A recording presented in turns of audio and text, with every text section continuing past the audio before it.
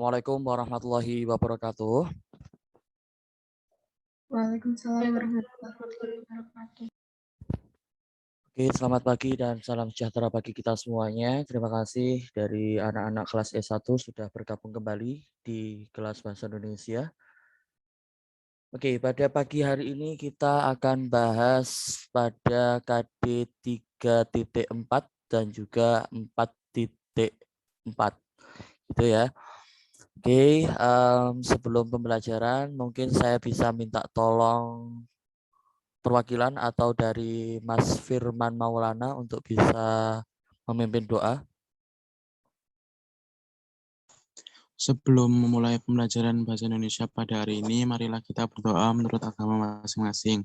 Berdoa dimulai.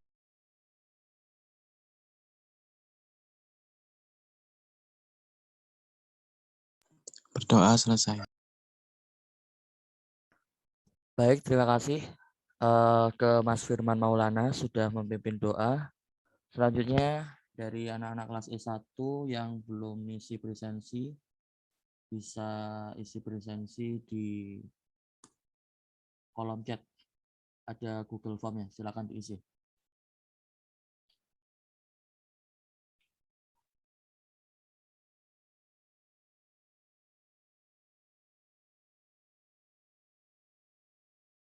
Oke, baik, sembari mengisi form presensi, kalau tadi atau pembelajaran sebelumnya sudah belajar tentang KD 3.5, maaf, KD 3.3 kemudian 4.3 tentang teks eksposisi juga, dan kali ini kita akan belajar KD 3.4 dan 4.4 juga tentang teks eksposisi. Namun perbedaannya kalau KD 3.3 kemarin itu lebih ke ranah struktur, kemudian ciri-ciri. Kemudian untuk yang saat ini itu ke analisisnya. Jadi nanti ada pembahasan tentang kebahasaan teks eksposisi. Jadi teks eksposisi nanti itu ada kebahasaannya seperti apa, kemudian biasanya menggunakan susunan kebahasaan seperti apa. Jadi itu nanti akan kita pelajari pada pagi hari ini. Baik, saya share screen dulu.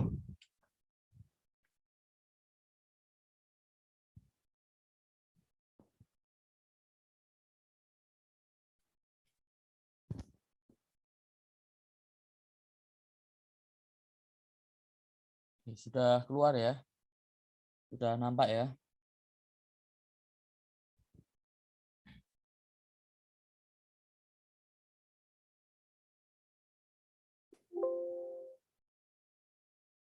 Oke, baik. Teks eksposisi. Kalau kemarin di pertemuan sebelumnya itu kita sudah bahas pengertian teks eksposisi pada KD 3.3, yakni menurut Dalman dalam keterampilan menulis tahun 2016, teks eksposisi itu sebuah karangan yang menjelaskan atau memaparkan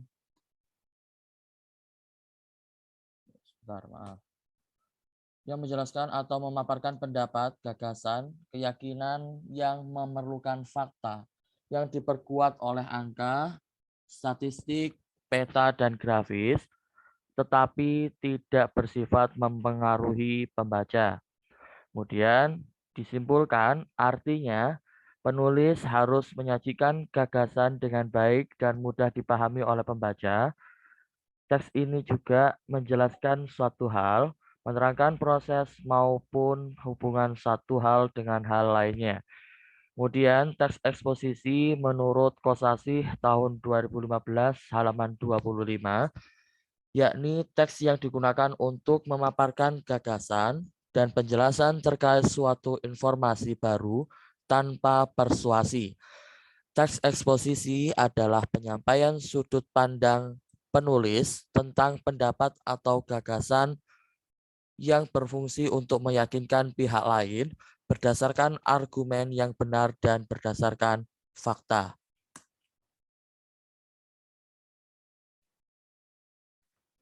Kemudian ada struktur teks eksposisi seperti pada pertemuan sebelumnya.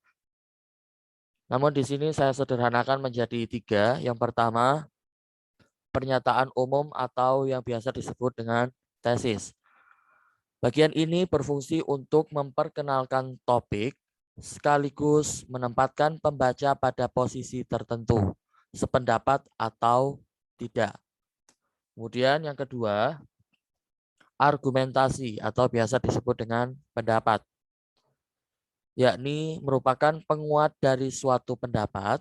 Argumentasi dapat berupa fakta yang didukung dengan angka, grafik, gambar, dan lain-lainnya yang digunakan sebagai ilustrasi.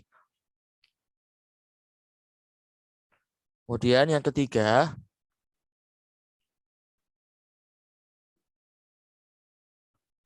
penegasan ulang atau yang biasa disebut dengan simpulan.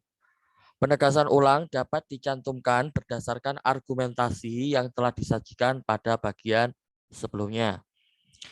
Selanjutnya, beralih ke kaidah kebahasaan teks eksposisi. Seperti yang saya bilang di awal tadi, di dalam teks eksposisi itu terdapat kaidah kebahasaan. Biasanya teks eksposisi itu ada pronomina atau yang biasa disebut dengan kata ganti yang menggantikan nomina atau frasa nomina. Misalkan kalau di pronomina itu terdapat beberapa pembagian ya. Di pronomina itu terdapat pronomina persona tunggal.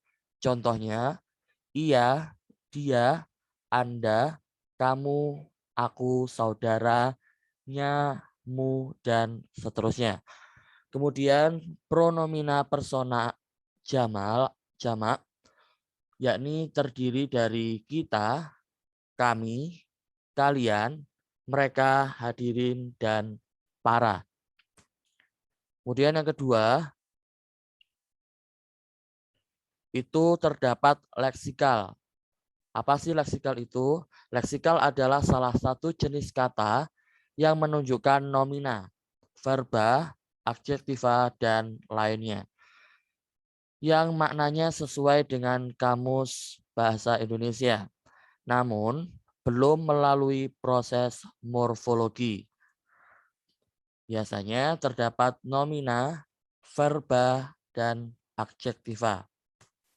Kemudian yang terakhir, kata penghubung atau yang biasa disebut dengan konjungsi, yakni kata tugas yang menghubungkan dua satuan kebahasaan yang sederajat seperti kata dengan fakta, frasa dengan kata dengan kata, frasa dengan frasa, atau klausa dengan klausa. Sampai sini ada yang ingin ditanyakan atau belum dipahami?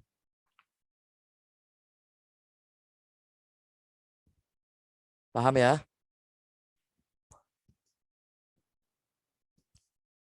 Paham, Pak.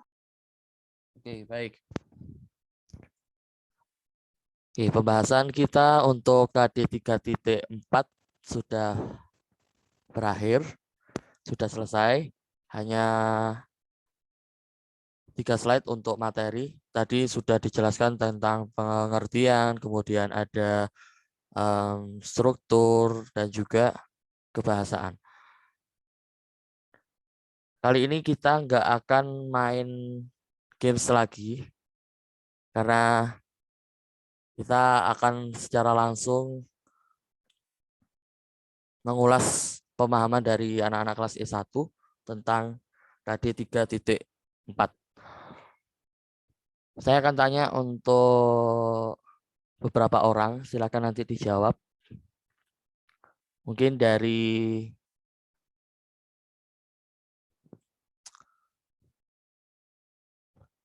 Zahira bisa open mic. Iya, Pak. Oke. Menurut dari Zahira, apa sih teks eksposisi itu? Menurut saya, teks eksposisi merupakan sebuah gagasan yang isinya ada angka, grafik, statistik, tetapi sifatnya tidak mengajak. Oke, baik. Mungkin dari Gusti Ayu ada pendapat lain?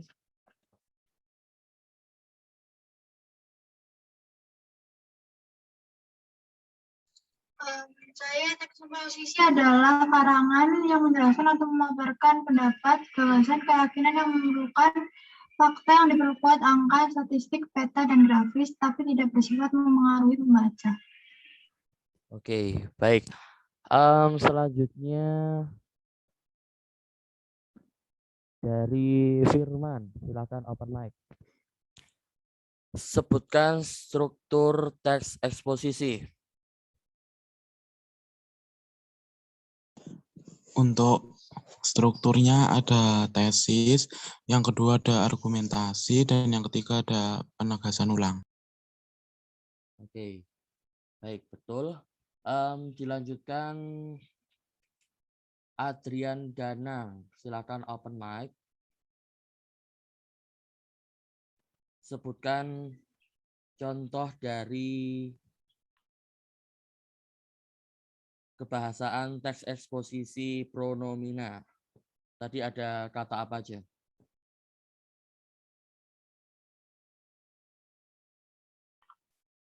Ada sebab, lalu Yakin?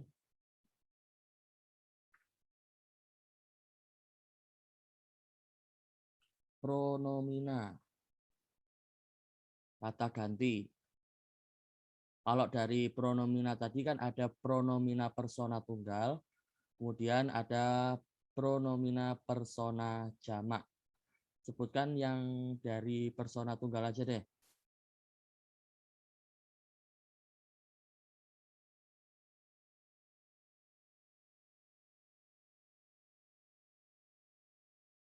Mungkin dari teman-teman yang lain bisa membantu, silakan. Saya, Pak. Ya, silakan. Pronomina persona tunggal, contohnya saya, dia, kamu, si, Anda, dan yang lainnya. Terus kalau yang persona jamak, bisa mereka, kami, ya itu. Oke, betul. Selanjutnya untuk Rafina.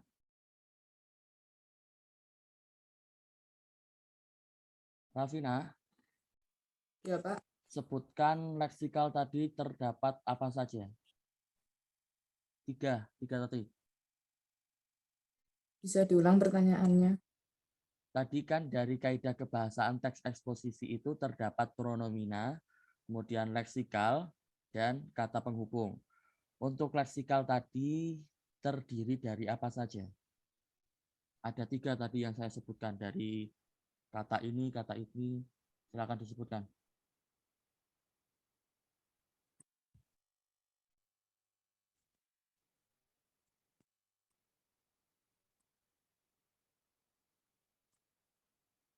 Nomina, verba, dan adjektif.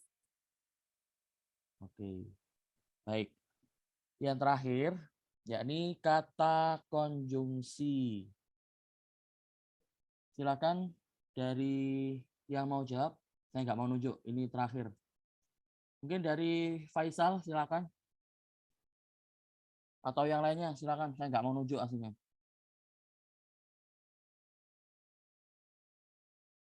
Konjungsi, sebutkan beberapa konjungsi yang biasanya umum dipakai.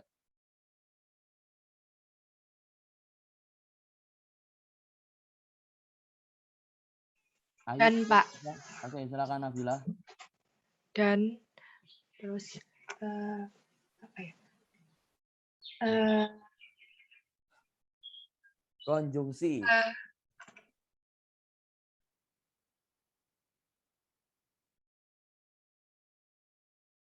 Ada lagi? Atau, Pak? Terus? Meskipun, Pak. Meskipun, terus? Seperti. Dengan demikian. Oke. Kalau yang tadi ada yang menyebutkan yang enggak? Sudah ada, Pak. Kalau yang itu biasanya termasuk konjungsi apa? Karena di konjungsi itu kan terbagi ada yang konjungsi koordinatif, kemudian konjungsi korelatif, konjungsi subordinatif, dan juga konjungsi antar kalimat. Kalau kata yang itu termasuk konjungsi apa?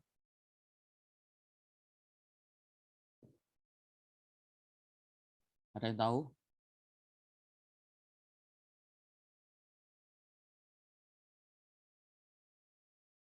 Nggak ada ya? Oke. Untuk yang tadi itu ada yang jawab seperti meskipun ya, itu termasuk golongan konjungsi subordinatif. Maksudnya adalah status sintaktis tidak sama atau salah satu klausa merupakan anak kalimat. Contohnya itu sejak, setelah, jika, agar, meskipun, seperti, dan juga yang. Kemudian kalau yang biasa yang paling umum itu kata-kata yang itu ya, itu termasuk kata konjungsi subordinatif. Kemudian ada konjungsi antar kalimat. Di situ menghubungkan kalimat satu dengan kalimat yang lainnya. Contohnya itu, walaupun demikian, setelah itu, lagi pula, bahkan, dengan demikian, oleh karena itu. Itu ya, untuk pembahasan konjungsi mungkin nanti bisa dipelajari di luar ini. Selanjutnya, nanti akan ada penugasan juga seperti biasanya, yang akan dikirimkan di Google Classroom. Setelah pembelajaran ini akan saya unggah. Silakan dikerjakan sesuai instruksi dan batas waktu yang telah ditentukan. Sampai sini, nggak ada yang ingin ditanyakan atau yang ingin disampaikan?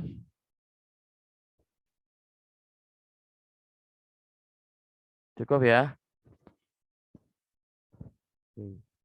Sudah aku semuanya. Terima kasih untuk pembelajaran hari ini. Selamat beraktivitas, selamat menjalankan kegiatan yang lainnya. Tetap jaga kesehatan. Terima kasih. Selamat pagi. Wassalamualaikum warahmatullahi wabarakatuh. Waalaikumsalam warahmatullahi wabarakatuh. Terima kasih, Pak. Terima kasih, Pak.